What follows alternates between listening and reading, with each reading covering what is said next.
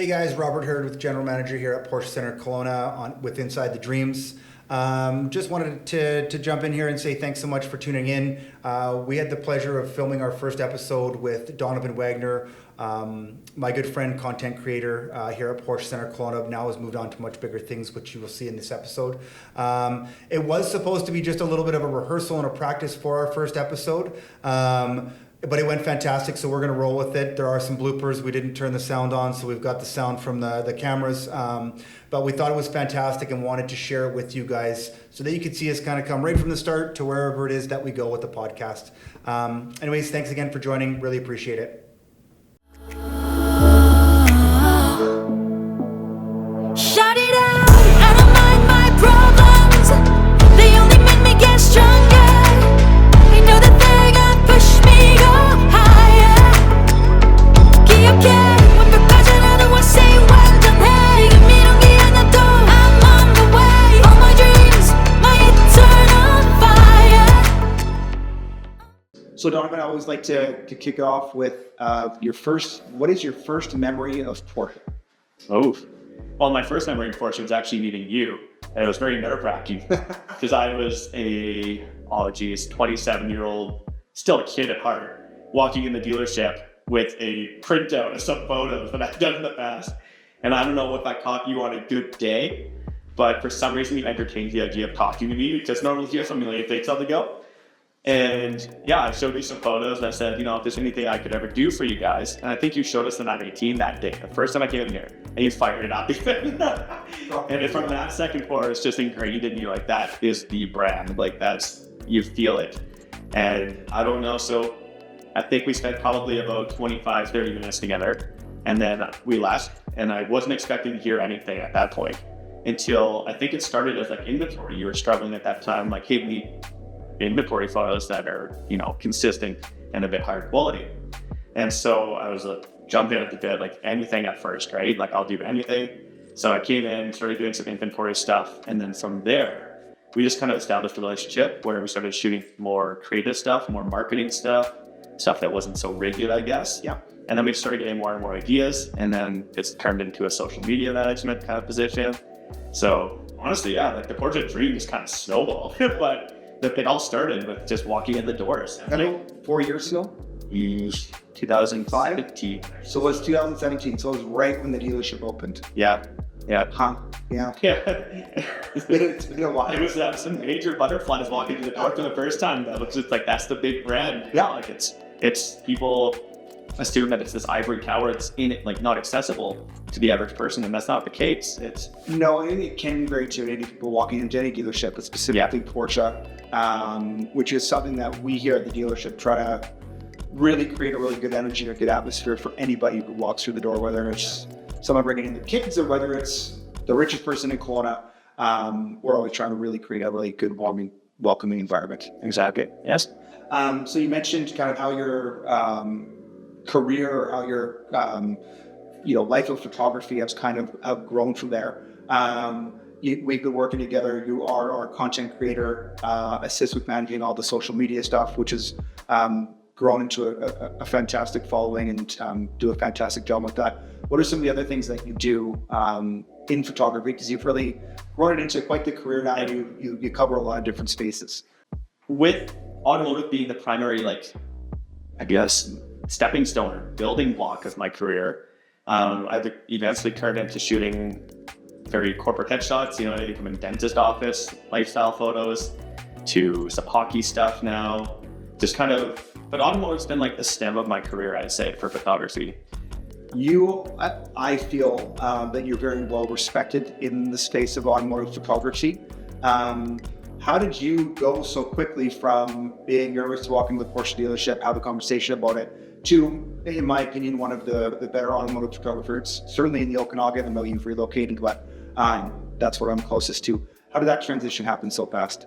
I think confidence, right? Like when you walk in the door, you feel really nervous. But again, even as something as small as feeling welcome and someone was listening to me, you immediately build confidence. You're like, okay, well, maybe I do have something here, right? So you start to respect yourself more. You start to believe in yourself more that, hey, maybe I am capable of doing this. And I think from there, you just need to start shooting as much as possible, throw it out there. Don't, like, people get so scared to publish work, and it's just a perfectionist inside. So people want to see growth. They want to see where you started. They want to see where you've gone. And you won't grow if you're always beating yourself up inside. So just post. I just posted everything. Like, I look back now and I'm like, oh, that's pretty bad actually. But you know, at the time you think, okay, you're proud of it, you post it. You just post it, never look back on it. Don't care about the likes, whatever.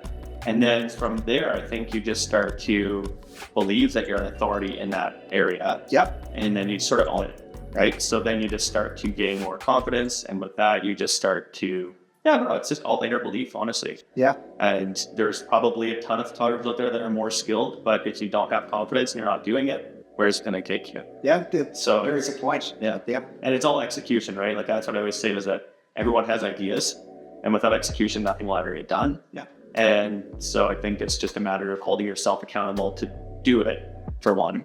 And even if the conditions aren't perfect or the outcome's not how you thought it was, you did it, post it, get it across the finish line, and then move on to the next project. With your photography, what's the most enjoyable part of photography? So you pick up a vehicle, you go find a location, you take the photos, then you have to edit them and get the final product. Yeah. What's the most enjoyable and what's the least enjoyable part of, I guess, start to finish shoot? The most enjoyable part is probably when you are out seeing everything come to life. The worst part for me is, scouting locations, for one, because we are fortunate to have this beautiful landscape in the Okanagan, but it's not always the most accessible. It's a lot of private roads. There's always a lot of traffic in the summertime. So finding a location at a time of day that works is somewhat the most work of the process behind the scenes. Yeah. And then also you have to be mindful of what vehicle you're shooting. You're not going to take a 911 to the same location as you're going to take a Cayenne, or, it's more, there's maybe some more polarity in other brands, because Porsche's all they can be pretty sporty. Quite a cool one, Absolutely. Whereas if you're in Ford, let's say, or let's just say another brand, I don't know. But if you're shooting a Mustang versus an F-350 Super Duty, it's very contrasting. Yep. So you have to really think about who is this vehicle for. And from a marketing standpoint, you need to try and get it across to the right people. And it needs to make sense. You're telling a story, basically, of a lifestyle, or trying to let people imagine themselves in that vehicle. So I think that's the hardest part. But then when you're actually out there and you're shooting it and you're seeing it come together, that's probably the most rewarding. So I was going to ask you, so imagining you being out scouting for a spot. Yeah. The scouting itself probably isn't the worst, but it's being concerned with finding the perfect location, and maybe some frustrations that go with concerns around finding that perfect spot to get a perfect photo. Because you need to be mindful of, you might find the perfect location, but then the sun only hits that in the morning, or it only hits it in the evening. And so it's not always just as easy as, hey, that spot looks really great. But then another thing that people struggle with, and I did too, is, for example, inventory photography, or something where you're not in charge of your schedule per se. Like, you have a 30-minute window and it's a brand new vehicle, so you have very limited clunker allowance, stuff like that. Yep. So that's where a lot of people will just be like, oh, okay, well, I guess I'll just take this mediocre photo. They don't put effort into it. But really, there are ways to do it very well. And I think that's where you need to get out of your own head. Not everything's going to be a marketing masterpiece, but they're going to serve a purpose. You're going to give it a really high quality feel. Yep. So I think that's with location scouting, is know what the end result, where is this going and what's it for, and before you even start scouting. So you mentioned Ford, my second favorite brand. I love Ford. But you're shooting a Porsche, you can get excited about the product, you get excited about the picture. If you're shooting a GT3 or something like that, the cars are just spectacular. So there's an energy that just would get created with that shoot. Yeah. Is it hard, or does it change at all if you're shooting something like a Ford F-150 or something like that? Do you kind of have to muster up the excitement to be engaged with it? Absolutely. Sometimes I think it plays a huge part. Like, when you are passionate about the brand and it's like a dream car that you probably had as a poster on your wall someday, and then now you have the opportunity to go shoot it, you're riding a high, right? You're definitely excited, and everything. It can actually kind of shoot you in the foot sometimes too, because you're so amped up on it, and you get back to your computer editing, you're like, maybe it wasn't literally a letdown. It felt like it was straight. Yeah. But I think that's a big part of it too. I mean, yeah, I think depending on how passionate you are about the product you're shooting will subconsciously affect how much effort you put into it or how much. Yeah. Tell me about the culture in the photography culture. I know, we've got some mutual friends, your friends really, that I've met. Steve Wicke and Timmy Griggs are two of the guys I know. Is it a pretty tight community photography culture? You guys all share stuff? Is there probably some friendly competition with inside of the boys taking the pictures as well? Not really. I mean, everyone with photography, everyone's style is a little bit different. It's a very subjective industry, right? And everyone does their things their own way. I think with the people you mentioned, like Stephen Becky and Timmy Gregson and myself, like we've always been very collaborative and open-minded. We want to just go out for the passion of automotive photography. We go out together and we'll all shoot a car and we'll all be amped up and fist bumping and high fives the whole day, right? Yeah. But then you have the other side of it too. And some people will gatekeep as much as possible because at the end of the day, maybe that's their sole source of income. And so that's where is gatekeeping holding stuff back. Yeah. So they're like, I don't want to introduce you to that GM because you're going to undercut me and steal my work. Yeah. There is that side of the industry. I've seen that a lot as well. And I think that comes from a place of fear. It's just, and that's common in photography. So I think the biggest thing for myself was just I'll share anything I know and I'll introduce you to anybody because I'm personable. I'll always, if there's a better fit for a job, I think it should go to that person. I don't think you need to have everything. I think there's a time and a place for everything. But again, I think that's what works so well in Okanagan, I've noticed, is that everyone's pretty open-minded and like bumping one another up. Yeah. And then there's enough work for everybody at the end of the day. It's probably why you and I have gotten along so well for the years. Yeah. That's just, you're just genuine. The person's true. You know what you get. From my perspective, I know what I'm going to get out of the person. So it's probably made a pretty big difference in our relationship. And that's 90% of photographers do. Like 90% of your business should just be relationships. It's honest relationship based. That's everything. Like you said, if someone is the richest person in Kelowna or someone coming with their kids to look at the cars, we treat them all the same because it's a relationship. You don't know where that's going to go eventually. Like you want to treat everybody the same way. And I think that's very important as, someone who's self-employed. There's that scarcity feeling. But if you focus on relationship and not about how much money I can make this month, then it'll all come back tonight. Yep. It'll take you different places. Our relationship grew into an opportunity that you've had with our group. Yep. And just kind of it's continued to spiral from there, which has just been fantastic for me to watch you work towards that. Yeah. Something together. So you've shot tons of amazing cars. Don't feel like you have to be subjective to Porsche, although we encourage it. What is the coolest car or the coolest shoot that you've ever done? You could choose either. Yep. Well, there's two that come to mind, and it's funny because both shoots feature a Golf livery vehicle. Okay. I'm gonna guess 918 and GT2 RS. That's correct. Okay. Yeah.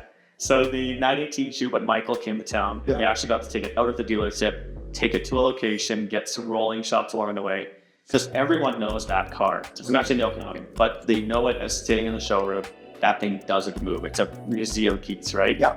And so the fact that we got to shuffle all the cars around the showroom and worked out timing-wise, and Michael was here, we got to take it out, was just like an experience of a lifetime. Because how many people can say they've shot that car? I mean, it's sold out. Probably going to be 2 or 3. Yeah. Yeah. And that's it. Yeah. And, so that was a really cool experience. The other one was just recently in Saskatoon, where we got to take the 911R and the GT2 RS out together for that 60 years of 911 for Porsche Canada. Yep. And the experience not only driving the 911R myself out to the location was incredible, but just actually shooting both of those iconic cars in very rare liveries was just beyond cool too. So for everybody that maybe doesn't know, our owner and president of the Wyatt Group, Von Wyatt, owns almost every kind of specialty Porsche and has them done specifically and special just to him in the Golf livery, and then has them in Saskatchewan at his car museum. So Donovan was lucky enough to go and take them from the museum. Yeah, actually. Somehow. Yeah. But yeah, very cool setup he has there.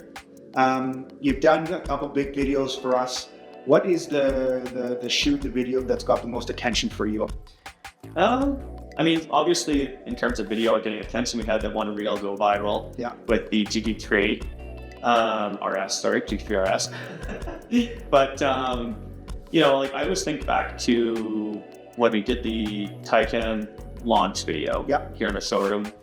It was a really cool experience because it was a bit more of a production and it was exciting. I think that was still in the midst of COVID when things were sort of, you know, we didn't have a lot to look forward to. I think that was a really cool project because it was just, although it was more of a virtual launch, it was just super cool to be part of that, and like it brought an energy back of community again. Yep. So that one always goes back to mind, actually. It's Interesting. I wouldn't have thought that. I had to kind of go back and down memory lane.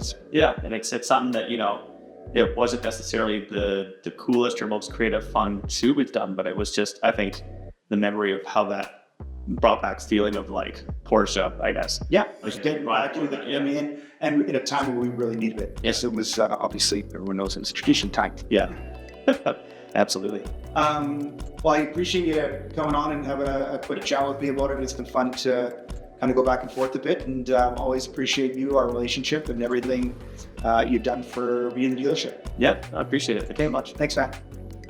Thanks so much for joining us on Inside the Dream. We look forward to sharing more stories, passion, and love for this amazing brand.